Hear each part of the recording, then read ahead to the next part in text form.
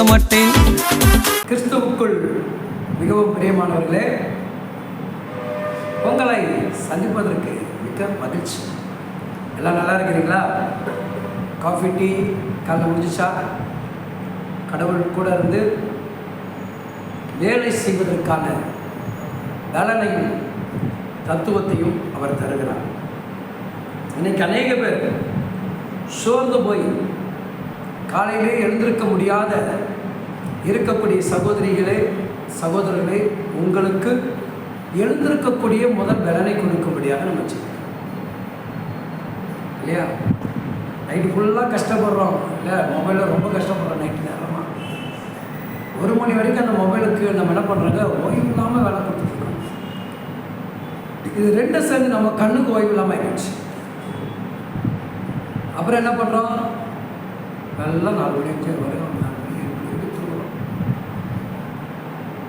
இந்த அவசரமாக டைம் வச்சுட்டு கடை நினச்சி அம்மா அதை கூட அப்பா அதை கூட இதை கூட தர கூட நம்ம சரியில்லாமல் என்ன பண்ணுறோம், காலைல சுடு தண்ணி போட்டுக்கிட்டு என்ன பண்ணுறோம், கரெக்டாக 10 மணிக்கு பிள்ளைங்க ஜோம் பண்ணி நீங்கள் படுத்திங்கன்னா என்ன நடக்கும், 6 மணிக்கு ஆயிடுச்சு பொறுமையாக கிளம்பி போகலாம் இல்லையா?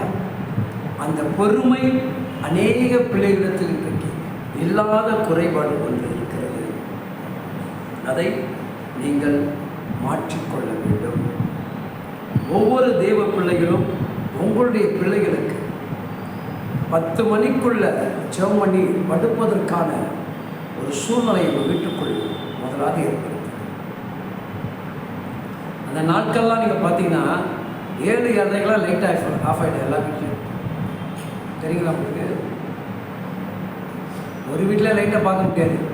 அதே போல் பார்த்தீங்கன்னா விடியறதுக்கு முன்னாடி பார்த்தீங்கன்னா கச்ச கச்ச நாட்கள் என்ன பண்ணாங்க, சும்பத்துக்கு டீ கடைக்கு போவாங்க, அப்படி ஜாலியாக இருந்தாங்க. இன்றைக்கி நம்ம தான் வீட்டுக்குள்ளேயே பாலை வாங்கிட்டு 8 மணிக்கு டீயை போட்டு ஆயை பிடிச்சிட்டு டீ குத்தியா டீ குத்தியா அவ்வளோதான்.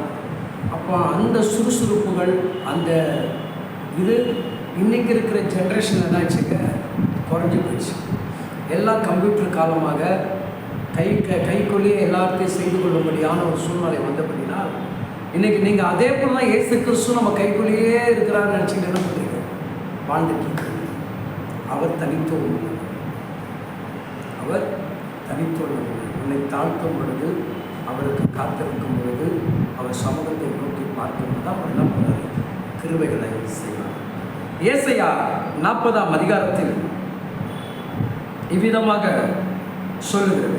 10வது வசனம், இதோ கர்த்தராகிய ஆண்டவர் பராக்கிரமசாலி வருவார், அவர் தமது யுத்தத்தில் அரசாங்கம். இதோ அவர் அளிக்கும் பலன் அவரோடு கூட வருகிறது. இப்போ உங்களுக்கு என்ன பலன் வேணும், என்ன எதிர்பார்ப்பு, எந்த எதிர்பார்ப்பை பார்த்து நீங்கள் காத்திருக்க? அவர் யுத்தம் செய்கிறவர், மிகவும் பராக்கிரமம்.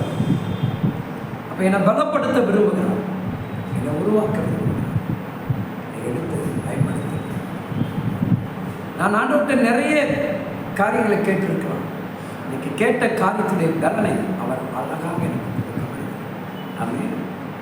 உங்கள் வீட்டை தேடி வருகிறேன், படுத்து கொண்டிருக்க என் மகனை தேடி வருகிறேன், படுத்து கொண்டிருக்கக்கூடிய என் மகனை தேடி வருகிறேன்.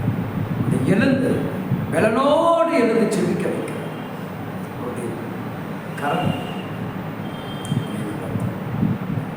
வேதம் அழகாக சொல்லுகிறது, அவர் தமது உயர்த்தில் வருகிறார், அவர் அளிக்கும் பலன்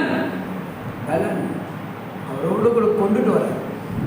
நல்லா பார்த்தீங்களா, நம்ம அப்பா கடைக்கு போய் வேலைக்கு போயிட்டு வந்தால் சில பிள்ளைங்களுக்கு தெரியும், அப்பா ஏதாவது வாங்கிட்டு வருவார், மிக்சர் வரும், இல்லை சாக்லேட் வரும், இல்லை பிஸ்கெட் வரும், எதையாவது ஒன்று அப்பா என்ன பண்ணார், பிள்ளைகளுக்காக வாங்கிட்டு வரும். அப்போ எங்கள் அப்பா வரும்போது என்ன பண்ண மாட்டார், வெறுமையாக வரமாட்டார். நீங்கள் நம்புறீங்க இல்லையா? அப்போ நீங்கள் ஆராதிக்கிற தேவன் உங்ககிட்ட வரும் பொழுது வெறுமையாக வர மாட்டார், பலனோடு பாதுகாப்பாக அந்த பலத்தோடு வாடுங்கள், கடவுள் கூட